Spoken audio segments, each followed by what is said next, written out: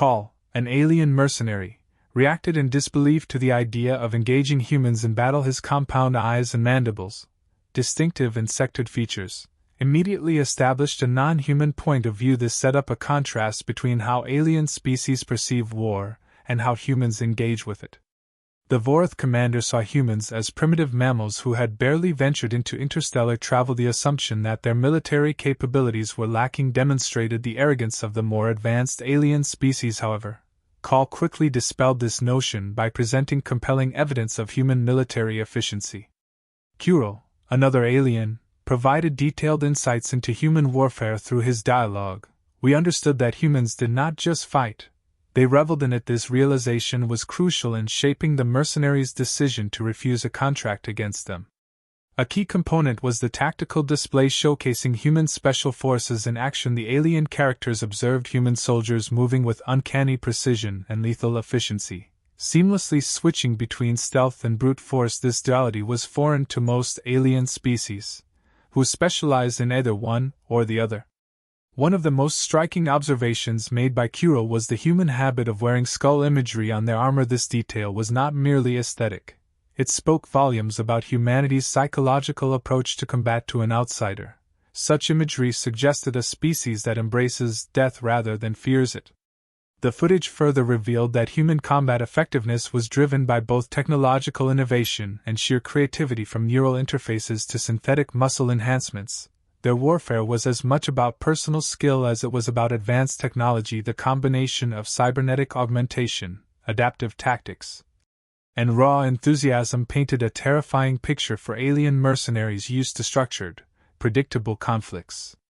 Unlike most species that view war as a necessity or an honor-bound duty, humans treat it like a challenge, a game where style and spectacle are just as important as victory. Call's speech revealed the disturbing reality that humans develop advanced weaponry simply because they think it would be entertaining. The absurdity of designing powered armor because it looked cool in a video game was a shocking revelation for the alien audience. Unlike species that follow rigorous scientific or strategic principles, human innovation appeared to be driven by sheer excitement. Furthermore, their unit names, Ghost Recon, Shadow Raiders, Black Death, served to further solidify the notion that humans glorify and gamify warfare to aliens.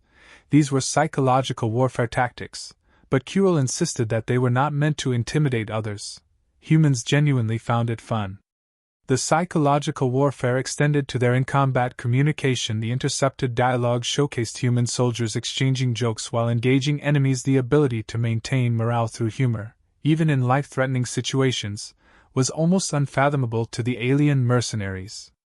Another critical theme was human adaptability. Most alien species train within strict doctrinal frameworks, relying on long-established military traditions. Humans, on the other hand, thrive in chaos. They anticipate equipment failure, prepare for unorthodox scenarios, and embrace improvisation as a core tenet of their warfare doctrine. Kuril described how humans develop alternative combat methods simply because they can, from orbital drop pods designed for high-speed reentry, dubbed riding the lightning, to experimental enhancement programs that push the limits of both biology and technology. Human warfare was defined by its constant evolution.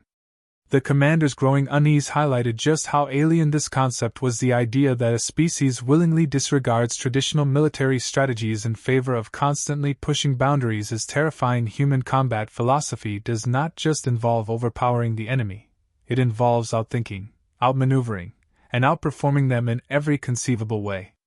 A major aspect of human warfare, as illustrated in this part of the story, was their boundless creativity. Traditional alien militaries rely on proven tactics, carefully structured battle plans, and predictable engagements. Humans, however, approach war like an artist approaches a blank canvas, constantly innovating, revising, and adapting. Kuril's final warning about human creativity being the most dangerous aspect of their combat ability underscored this point. The aliens are not just facing a well-equipped force. They are facing a species that actively enjoys thinking up new ways to destroy their enemies, often in ways that are as entertaining as they are devastating. One particularly chilling revelation came at the very end. The footage the aliens have been watching was merely of human special forces, the standard elite soldiers. The true horror lies in the unknown. the classified Black Ops units rumored to possess capabilities that defy logic. The mere thought of what an even more advanced human unit might be capable of was enough to make the commander withdraw from the contract entirely. The Zarth Dominion, a technologically superior species with a rigid military hierarchy, dismissed the Vorith mercenaries' concerns to them. Humans were merely another primitive species, one that happened to be adept at warfare but ultimately lacked the discipline and order necessary for large-scale engagements. When the Dominion received intelligence that a human forward base had been established on the contested world of Corvus 7, they decided to launch an overwhelming assault. Their fleet consisted of Dreadnought-class warships, and their ground forces outnumbered the human defenders by a ratio of 10 to 1. "It will be a swift and decisive victory," General Zyron declared, his many-limbed form coiled in confidence. "We will strike at dawn and wipe out their forces before they can react." The assault on Corvus 7 began as planned. Zarth drop ships descended through the atmosphere, deploying vast columns of infantry and armored support vehicles. The Dominion expected the human response to be conventional: defensive positions, calls for reinforcements, and an attempt at a structured retreat. Instead, they received an unexpected transmission. "Welcome to the party, boys! Hope you brought snacks." Before the Zarth commanders could decipher the meaning behind this bizarre message, chaos erupted. The humans had prepared for the invasion in ways that defy conventional military doctrine.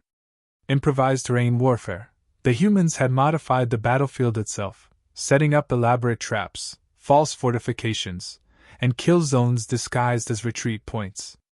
Drone swarms carrying tactical memes. Autonomous combat drones engaged Zarth forces while broadcasting human propaganda, images of cartoonish skulls, ironic commentary, and sound bites of human soldiers cracking jokes. Weaponized misinformation. The humans exploited the Zarth's reliance on strict command structures by jamming communications and replacing official orders with absurd commands. Some Zarth units received instructions to execute a synchronized interpretive dance routine before advancing, while others were directed to form ranks in lethal crossfire zones. The Zarth forces, accustomed to predictable combat scenarios, were thrown into disarray. Their superior numbers and firepower became meaningless against a force that refused to fight on conventional terms. The Dominion's downfall was further accelerated by human psychological warfare tactics. While many species view war as a grim necessity, humans continue to revel in its absurdity. Their tactics go beyond simple deception. They are designed to unsettle and demoralize. Unorthodox combat styles. Footage of human operators shows them engaging in combat parkour, dodging enemy fire while executing unnecessarily flashy acrobatics. One soldier is seen dual-wielding plasma pistols while breakdancing. The soundtrack of war.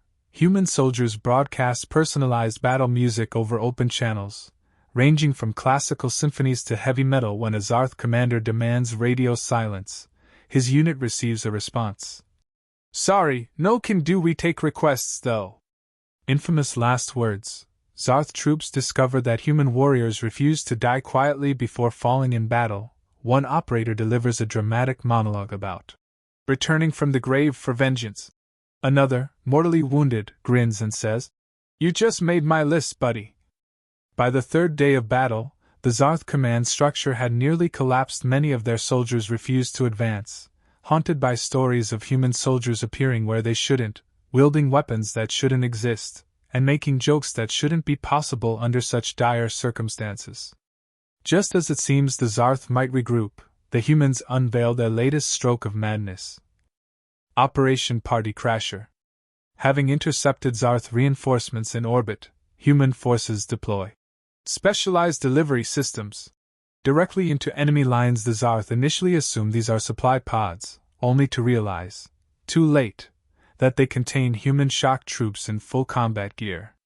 Each pod lands with explosive force, doors blasting open as elite human operators storm out, guns blazing. As if this weren't enough, the pods also contain automated speakers that blast a human rallying cry: "Surprise! Did someone order a beatdown?" At this point, Zarth commanders begin issuing retreat orders. The battle is lost, and the fear of human unpredictability has set in permanently. News of the Battle of Corvus 7 spreads quickly, and its implications shake the foundations of interstellar military doctrine. The mercenary response. After reviewing the battle footage, numerous mercenary groups formally update their contracts to include clauses refusing engagements against human forces. Some declare outright that even hearing human war stories is enough to induce nightmares. The political fallout. The Zarth Dominion, once an expansionist powerhouse, shifts its strategy entirely, opting for diplomatic resolutions over military conquests. When pressed for comment, General Zyron simply states, They enjoyed it. We don't know how to fight something that enjoys it. Theoretical studies. Military academies across the galaxy begin courses dedicated to human warfare studies. The primary conclusion of most academic papers is a simple, recurring theme: avoid direct conflict with humans at all costs. One particular report from a veteran strategist summarizes it best. Humans do not fight wars, they orchestrate performances of chaos. Their combat doctrine is not one of efficiency, but of spectacular overkill. To fight a human is to become part of their story. Whether you survive or not depends entirely on their mood. As the galactic community scrambles to adapt, an intercepted human military communique reveals something even more horrifying. The Battle of Corvus 7 was not a full-scale engagement, it was a training exercise. Human forces were testing new battlefield strategies, evaluating their ability to think outside the box. Under live combat conditions, the entire battle, with all its absurdity and ingenuity, was not even their full capability, just another way to keep themselves entertained. In the darkness of space, beyond the territories of known civilizations, the most classified human units continue to train, to innovate, and to perfect their art. One Vorith mercenary, upon hearing this, sums it up with chilling simplicity. They're not soldiers, they're something else entirely, and the scariest part? They haven't even gotten serious yet. Kral stood motionless as the distorted echoes of human laughter faded from his auditory receptors.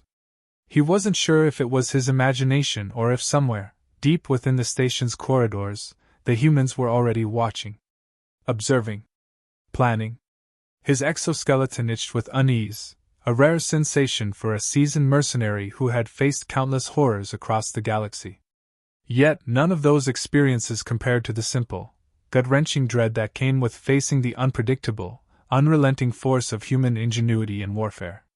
His mandibles clicked involuntarily as he turned to his second-in-command, a hardened Draxian named Vorna, whose spiny crest twitched in a silent display of concern.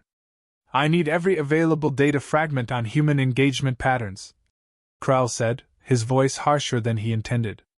I want a comprehensive analysis, down to the last scrap of intercepted transmissions. Vorna hesitated for a fraction of a second before nodding and rushing off to gather the requested intelligence. Kral turned back to the tactical display, the imagery shifting to show the aftermath of the Dorax incident in high-resolution detail. The human operators had turned a simple manufacturing facility into a chaotic nightmare for its defenders, repurposing its very infrastructure as weapons against them. And, as if the sheer tactical brilliance wasn't enough, they did it all while arguing about what music best complemented the massacre. The implications were terrifying. A low growl from the far end of the command chamber pulled Kral from his thoughts. A towering figure stepped into the dim glow of the display, his segmented armor reflecting the strategic readouts. General Korik, one of the most infamous warlords in the Outer Rim, was watching the footage with his mandibles slightly parted in what could only be interpreted as dismay. They fought like rabid war beasts, Korik muttered, his tone laced with disbelief. But with precision. With enthusiasm. He turned to Kral, his multifaceted eyes narrowing. And you were considering taking a contract against them?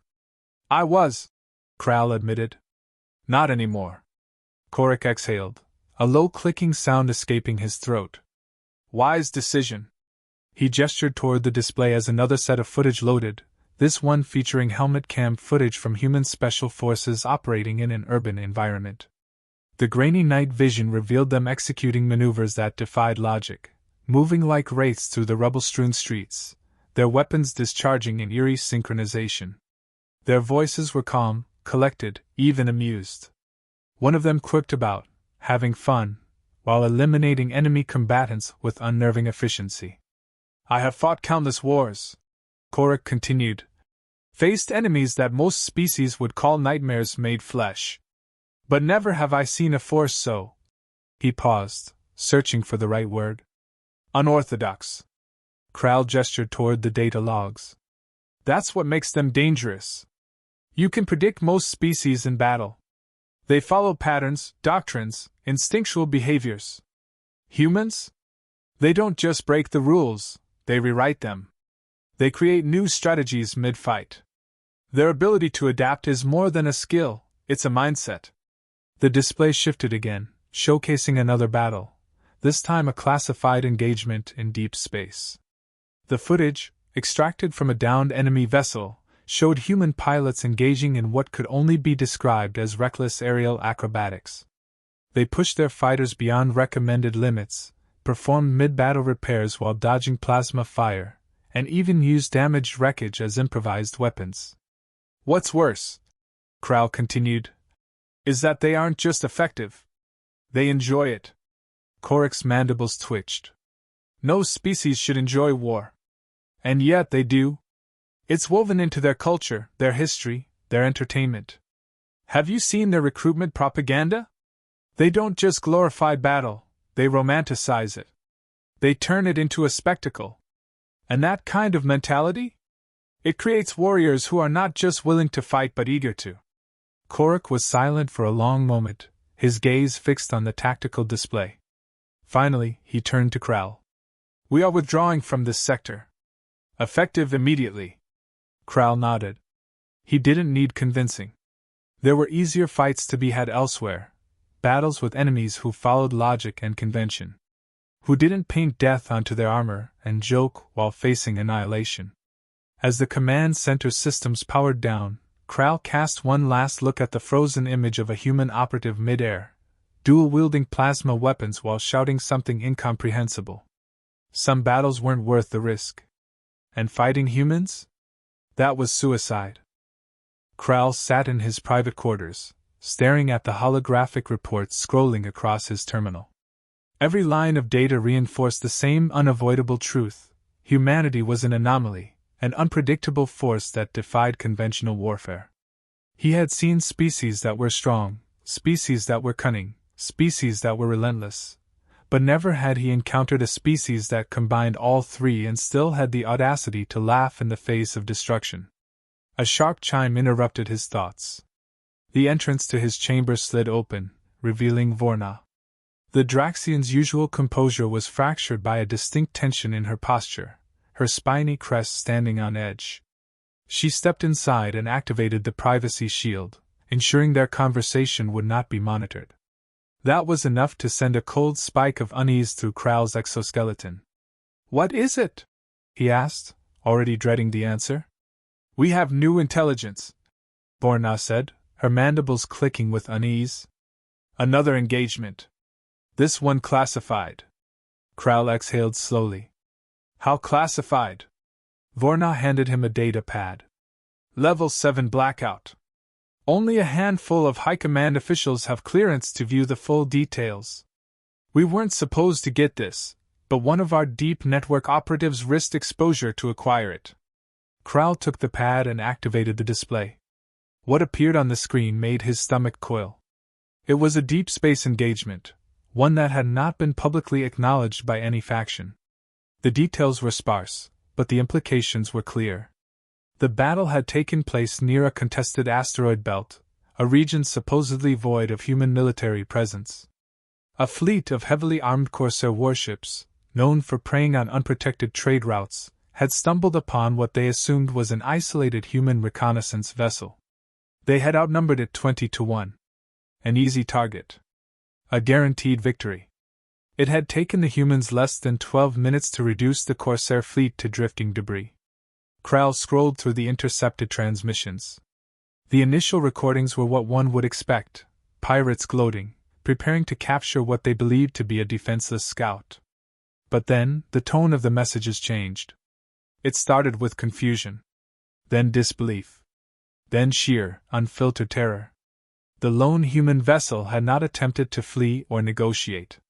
Instead, it had launched its attack with calculated precision, targeting critical systems on each enemy's ship with ruthless efficiency. Every maneuver it executed seemed reckless, impossible, suicidal, and yet, each one was devastatingly effective. It exploited blind spots, redirected missile fire back at its attackers, and performed high-speed maneuvers that should have torn it apart under the stress.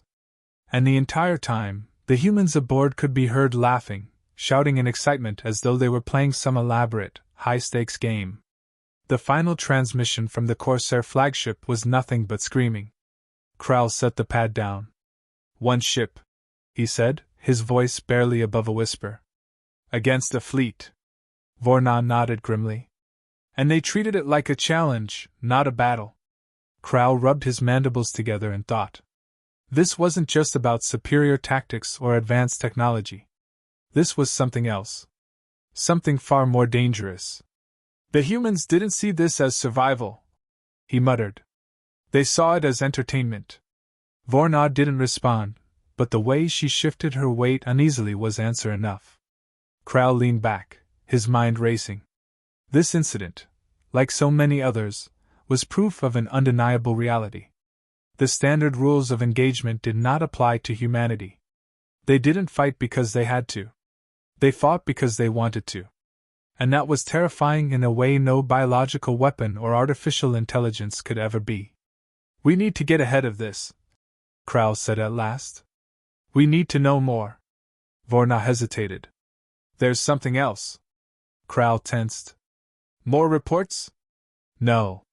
Contact." Krall's antennae twitched. "Explain." Vorna hesitated again, then pressed a command on her wrist console. The holographic display in Krall's quarters flickered, and a new image appeared. It was a humanoid figure, clad in dark armor, their helmet concealing any identifiable features. The only visible marking was a symbol on their chest plate, a grinning skull with a dagger through it. The insignia of an elite human Black Ops division. Krall felt a chill seep into his carapace. "Who is this?" Vorna's voice was tight. "They call themselves Shade." Krall had heard the name before. Rumors. Whispers. Speculation. No solid evidence. No confirmed sightings. Just stories of an individual, or perhaps a team, who carried out missions so impossible they defied belief. Assassinations in locations that were supposed to be impenetrable. Sabotage that collapsed entire war efforts overnight. A presence that seemed to exist just outside the realm of understanding, always watching, always waiting. "They sent a message," Vorna continued. "Directly to us." Krall's mandibles clenched. "Play it." Vorna nodded, pressing another command. The hologram shifted. The armored figure tilted their heads slightly before speaking, their voice distorted by an artificial filter. "You're smart," the figure said. "Smart enough to know when a fight isn't worth taking. That's good. I like dealing with smart people."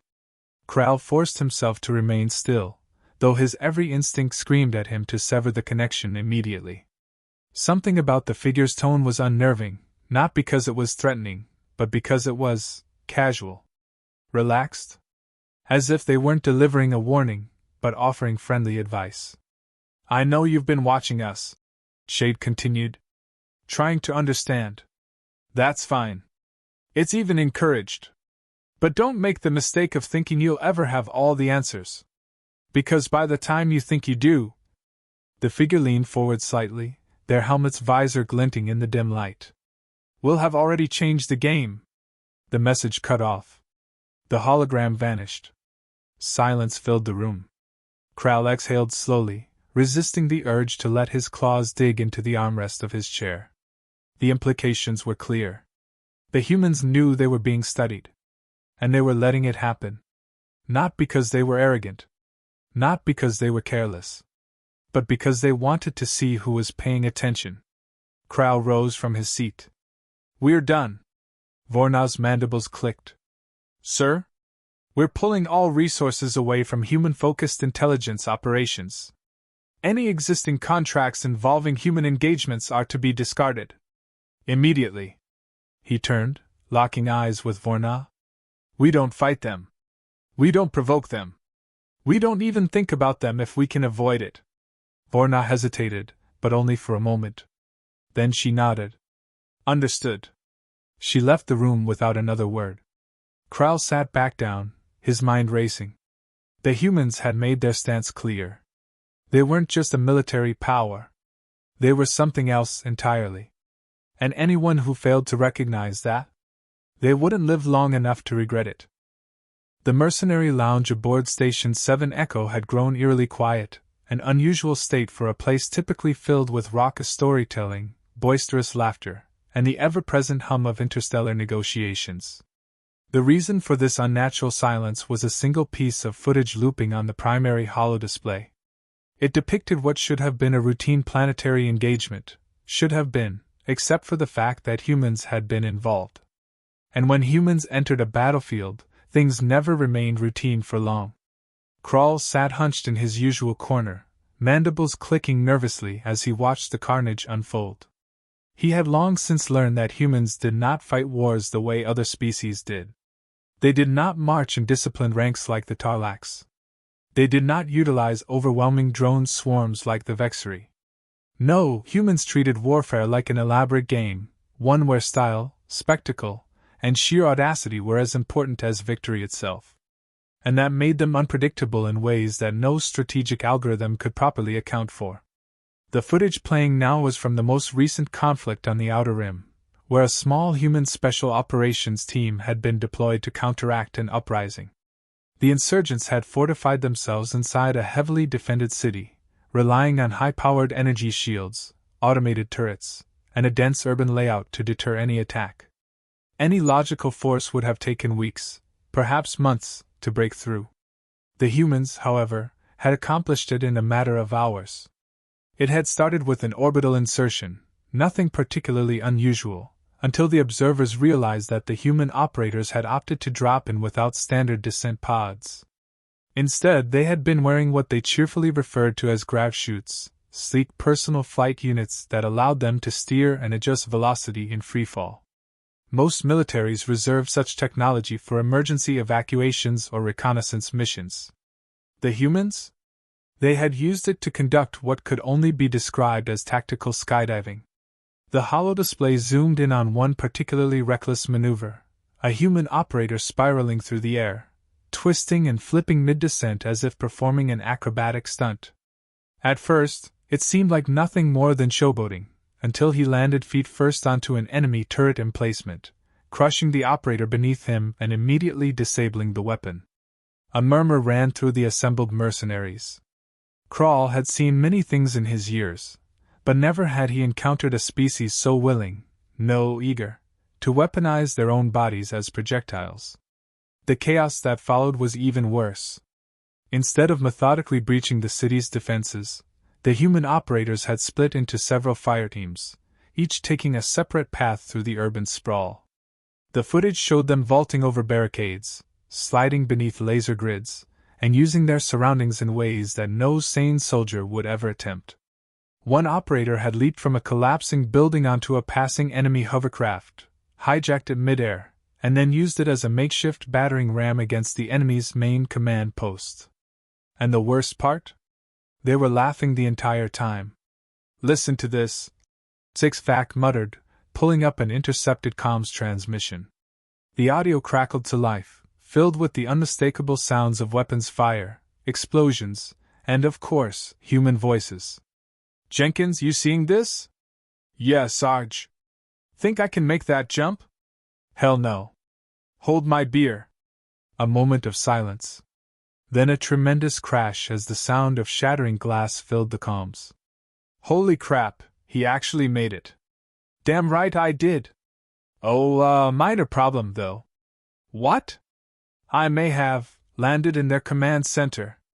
"Jenkins." "Relax, Sarge. I got this." "Hey, fellas! Mind if I borrow your comms equipment?" The audio cut off as the mercenaries exchanged glances. Krall felt his carapace tighten with unease. It wasn't just the recklessness that was terrifying. It was the fact that humans actually seemed to thrive on it.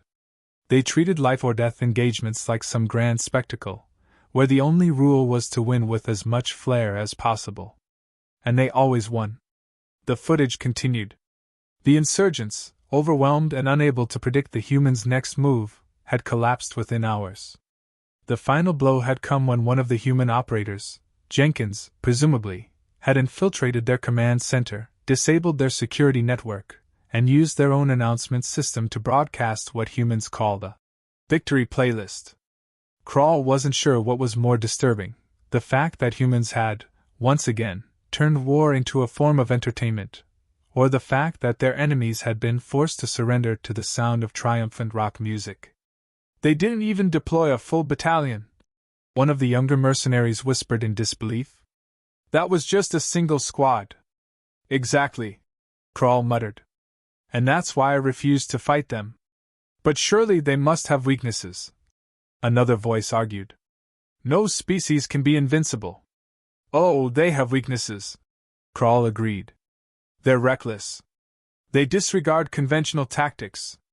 They make jokes in the middle of battle. But here's the thing, they know their weaknesses. And instead of trying to fix them, they just make them work. The others fell silent, considering his words. Outside the lounge, the latest news updates were beginning to filter in. More rumors about human operations, about a team that had supposedly taken down an entire pirate fleet using only a stolen cargo ship and an alarming amount of homemade explosives.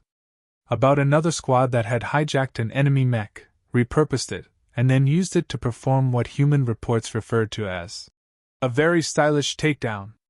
Sixvax sighed. We should probably update our contracts again. Krall nodded. Agreed. No engagements where humans might be present. A few of the younger mercenaries hesitated. But that's half the battlefield these days. Then we find new battlefields, Krall said simply. Ones where survival isn't based on whether or not a human decides to use orbital insertion as an extreme sport. A long pause followed. Then, one by one, the assembled mercenaries began to update their contracts, ensuring that their futures did not include encounters with the most unpredictable force in the galaxy. Because if there was one universal truth in the cosmos, it was this: when a human smiled before battle, it was already too late for their enemies. The decision to avoid human conflict zones had, for a time, been a wise one. Across the galaxy, seasoned mercenaries, warlords, and even planetary defense forces began issuing quiet directives: do not engage human special forces. The stories had spread too far, the footage had circulated too widely, and the sheer absurdity of their tactics had become undeniable. No amount of training or preparation could account for an enemy that seemed to view war as both an art form and a personal challenge to push the limits of physics and probability itself. But war, as always, had a way of forcing choices upon even the most cautious of warriors. Krall sat in the dim confines of his ship's command deck, staring at the flashing distress beacon on his console. It wasn't an ordinary beacon. This was a high-priority mercenary distress call, one that could only be activated by those in dire circumstances, outnumbered, outgunned, and with no hope of survival unless reinforcements arrived. And it had come from a small band of his former comrades, stranded on a barren moon near the galactic border. The details were sparse, but the message was clear: they had encountered something they could not handle alone. And Krall had a sinking feeling he already knew what that something was. He debated ignoring it. Every survival instinct screamed at him to turn his ship around and leave his old comrades to their fate. They had known the risks, after all. If they had ignored the warnings and taken a contract that put them in human crosshairs, that was their own mistake to pay for. And yet, his mandibles clicked in frustration. Honor was an inconvenient thing. These were warriors he had fought beside for years. They had survived together through brutal campaigns, through impossible odds. Could he really abandon them now? His ship's AI chimed in. Commander Krall, we are within range of the distress signal. Scanners detect multiple energy signatures consistent with ongoing combat. Would you like me to initiate evasive maneuvers? Krall hesitated for only a moment. Then he sighed, mandibles tightening in resignation. No. Set course for the distress signal. The ship surged forward, piercing through the void of space toward the cursed battlefield. The moon's surface was an ashen wasteland, battered by centuries of meteor impacts and the slow decay of long-forgotten ruins. Krall's ship descended cautiously, scanning for survivors amid the wreckage of vehicles and weapons fire that still crackled through the air.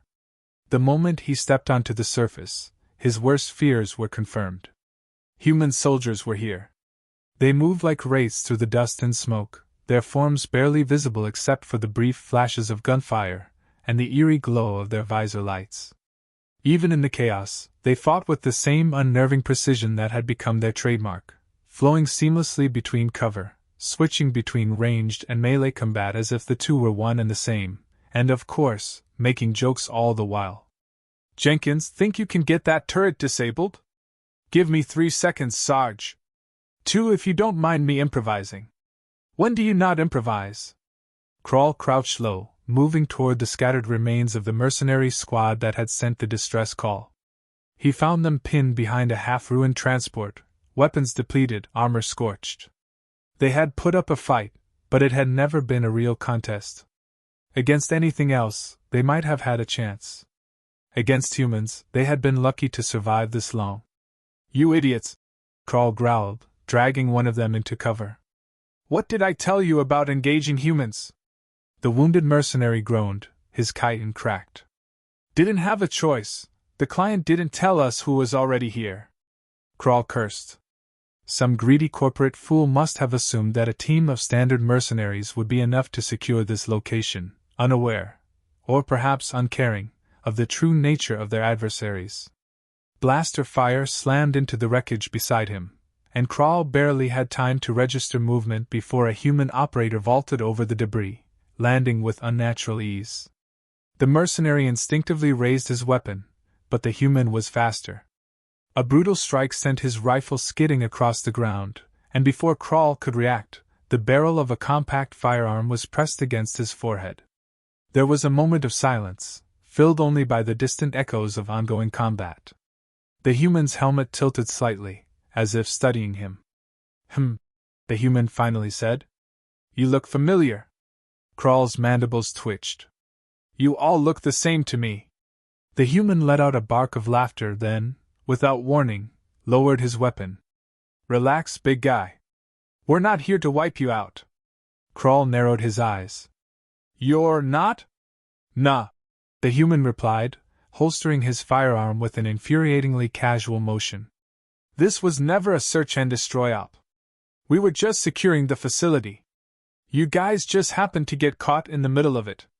The revelation stunned Krall. If the humans had truly wanted them dead, they wouldn't be having this conversation. "Then why are my men still alive?" The human shrugged. "Because we didn't feel like killing them." Krall stared, struggling to process the sheer audacity of the statement. As if battlefield survival depended solely on human whims. Another human voice chimed in over the comms. "Sarge, extraction teams inbound. We've secured the site. Got some prisoners, but nothing hostile." "Copy that," the first human said before turning back to Krall. "Looks like you get to walk away from this one. Try not to get caught up in any more bad contracts, yeah?" And just like that, the battle was over. The humans moved out, leaving Krall and his battered mercenaries behind as if they were nothing more than an afterthought. The sheer indifference was almost more insulting than if they had been defeated outright. As the last of the human operators disappeared into the dust, Krall let out a long breath. He turned to his remaining squad members. "We're leaving. Now." They didn't argue. They knew, as he did, that they had been granted mercy today, mercy from the only species in the galaxy that could afford to give it. As Krall's ship ascended into the void, he cast one last look at the battlefield below. There would be more conflicts, more stories, more impossible feats that defied logic and reason. But one thing was certain. He would never, under any circumstances, take a contract against humans again. Some lessons were worth surviving to remember.